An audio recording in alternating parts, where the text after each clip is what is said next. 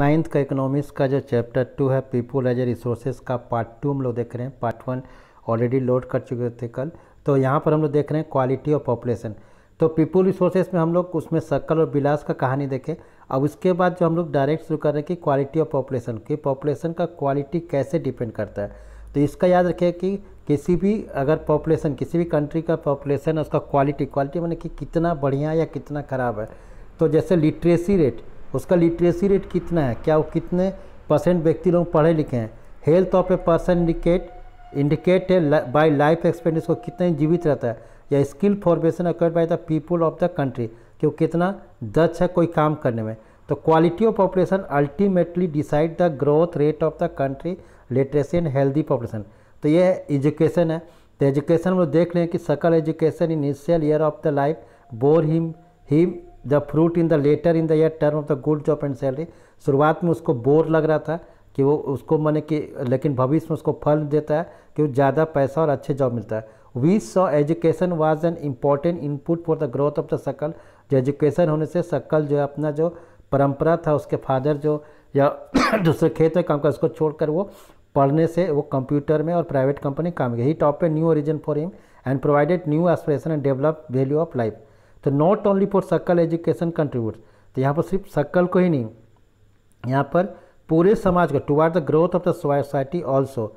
तो स्कूल होता है तो it enhance the national income. अगर कोई जैसे सकल ज़्यादा कमा रहा है तो नेशनल इनकम भी ज़्यादा होगा। कल्चर रिचनेस जो कल्चर होगा वो भी ज़्यादा आगे बढ़ेगा और increase the efficiency of the government, सरकार की दस्ता भी होगी।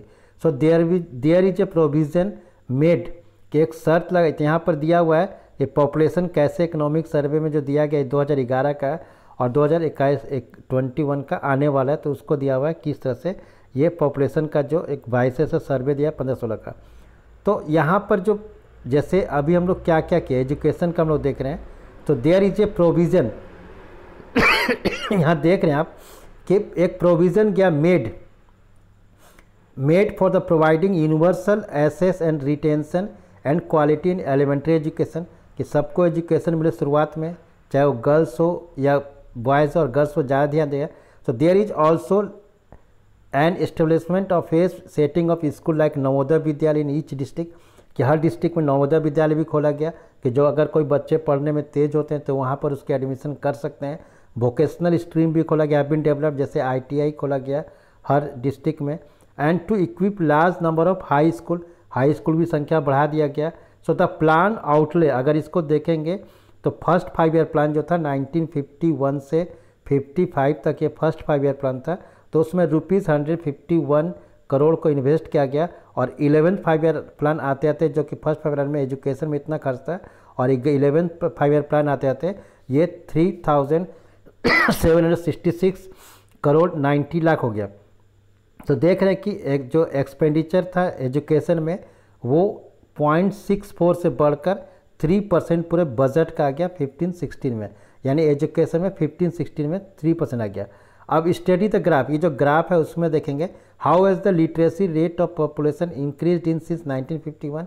तो इसको अगर आप ग्राफ को गौर से करेंगे तो 3 रेट दिया गया है। पर्सन मेल फीमेल का दिया हुआ है, पर्सन का ब्लू दिया हुआ है और मेल का जो है रेड और फीमेल का ग्रीन दिया हुआ है। तो ये लिटरेसी रेट है, कितना लिटरेसी रेट इंडिया में है। तो 1951 में परसेंटेज या कितने लोग पढ़ रहे थे, तो पूरा जो है 20% से भी कम पढ़ रहे थे। और यहाँ पर जो 2011 अगर देखेंगे जो पॉपुलेशन लास्ट पॉपुलेशन तो लगभग 82% बॉयज़ और अभी भी 80% भी हम लोग नहीं पढ़ रहे हैं, 80% भी पूरा एजुकेटेड हम लोग नहीं है। तो ये चीज़ हम लोग को यहाँ पर इसमें क्वेश्चंस है, इसमें आप क्वेश्चन करिए, अगर कोई दिक्कत होता है तो कमेंट बॉक्स में आप कर सकते हैं। अब यहाँ पर जैसे दिया गया है कि हैज़ ये जो इसी चीज़ का जो पूरा ग्राफ का चर्चा दिया गया है, इसको आप अगर कहीं दिक्कत है तो हमसे पूछ सकते हैं। और ये ग्राफ में पूरी तरह बता दिया कि कैसे कैसे आ गया। अब इसमें एक इम्पॉर्टेंट है कि जिस तरह से लिटरेसी जो कि मेल्स में near by 16% higher than the females था, तो इन 2011 यहाँ पर हम इसकी चर्चा करना चाहते हैं कि जो लिटरेसी रेट जो था 94% इन केरला टू 62% इन बिहार, कि पहले 100% तक केरला में 2001 में, लेकिन उसको 11 में 94% हो गया केरला में और बिहार में 62%। यानी देख रहे हैं कि डिफर है, केरला जो कुछ स्टेट ज़्यादा पढ़ लिख गया और कुछ स्टेट कम पढ़ा लिखा है। और प्राइमरी स्कूल सिस्टम जो है एक्सपेंडेड 8.5 लाख इन 2013-14, प्राइमरी स्कूल इतना बढ़ के हो गया। और एक चीज़ स्टार्ट किया गया कि सर्व शिक्षा अभियान, तो is a significant step towards the providing elementary education 6 to 14 years, कि 6 से 14 साल तक के लिए 2010 तक इसको लागू किया गया था। तो इट इज़ ए क्या था ये, तो इट इज़ ए जो था एक time bound initiative of central government in the partnership with the state, राज्य के साथ तो इसको किया और इसको गैप करने की कोशिश किया। इसमें क्या कि जो बच्चे थे लोग काम पे चल जाते थे, इसलिए उसको बांधने के लिए तो ब्रिज कोर्स जो है back to school camps have been initiated the increase the enrolment in relative education, कि वो ज़्यादा से ज़्यादा बच्चे आ सकें। और उसी बीच में क्या गया कि मिड डे मील स्कीम लाया गया कि दोपहर को उसको न्यूट्रिशन भोजन मिलेगा, implemented to encourage the attendance, कि वो उपस्थित रहे, retention of children, improve their nutrition status, कि उसको जो है अच्छा पौष्टिक आहार मिले। तो 12th प्लान जो था 5 ईयर प्लान जो था, तो ग्रॉस इनरोलमेंट रेशियो, ये बहुत इंपॉर्टेंट है, इसको समझने की कोशिश करिएगा कि ग्रॉस इनरोलमेंट रेशियो क्या है, कि हायर एजुकेशन एज ग्रुप 18 से 23 पूछता कि वो बढ़कर जो है 2 साल में बढ़कर 30% हो गया 25.2% से, कि लोग स्कूल जाने माने कॉलेज जाने लगे। और ये बहुत इंपॉर्टेंट है कि लोग ज़्यादा पढ़ने लगे। तो ये 2020 से 21 का है, तो करेंट डाटा है, इसको ध्यान रखिए। The plan also focuses on the distance education, और ये भी ध्यान देगा कि अगर कोई काम काज लोग कर रहे हैं तो वो माने कि जो बिना स्कूल जाए बिना कॉलेज जाए भी वो पढ़ सकते हैं, उसको डिस्टेंस एजुकेशन कहते हैं। Converge in the formal non formal distance and IT education institution. Over past 50 year there has been significant growth in the number of university.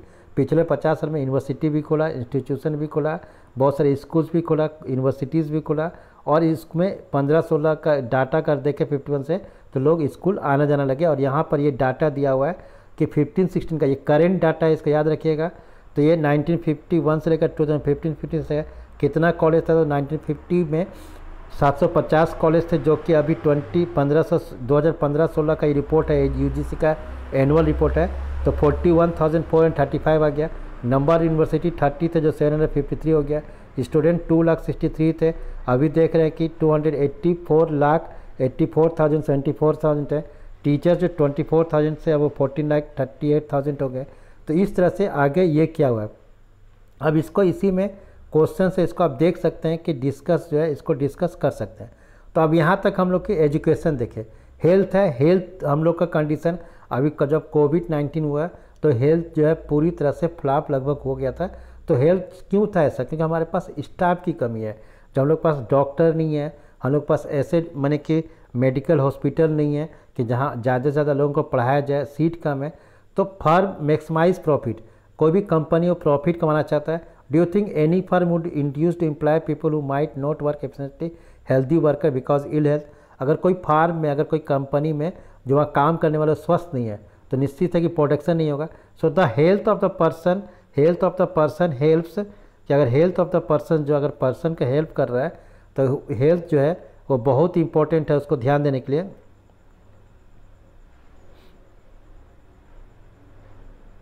जैसे हेल्थ में देखना होगा कि कैसा आना है, तो हेल्थ ऑफ जो पर्सन्स है उसको ये देखना होगा कि किस तरह से आ रहे हैं।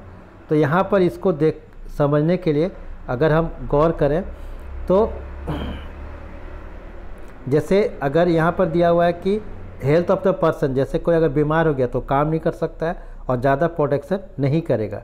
तो इसी तरह से इम्प्रूवमेंट इन यहाँ पर कुछ जो मेजर्स दिया गया है। और हेल्थ स्टेटस जो है कंट्री का अगर वो रहेगा तो बहुत ज़्यादा प्रोबेबिलिटी है, क्योंकि हम लोग अभी भी हम लोग देख रहे हैं कि जो कोविड-19 था तो उसमें हम लोग ध्यान दिए कि किस तरीके से ये काम कर रहा है।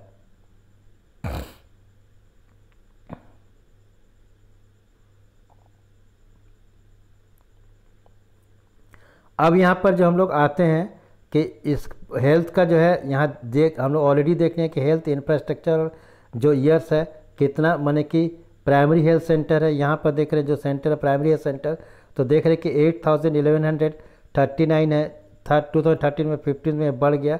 फिर डिस्पेंसरी हॉस्पिटल कितना है, तो ये अभी भी उतना ज़्यादा नहीं बढ़ा, 700 का अंतर आया है। बेड कितना है, तो यहाँ पर देख रहे हैं कि ज़्यादा नहीं बढ़ा 2 साल के अंदर। फिर तो इसी चीज़ का दिक्कत अभी हम लोग को कोविड-19 में दिख रहा है। तो हेल्थ जो है वो भी एक प्रॉपर फैक्टर्स है। अब हम लोग का जैसे अनएम्प्लॉयमेंट, तो अनएम्प्लॉयमेंट में चर्चा करने से पहले हम लोग नोट्स में आते हैं कि नोट्स में देखते हैं कि क्या चीज़ जानना जरूरी है। तो नोट्स में अगर हम देखेंगे तो इसको क्या जानना जरूरी है, इसके लिए हमको ये देखना होगा कि जैसे अभी हम बताएं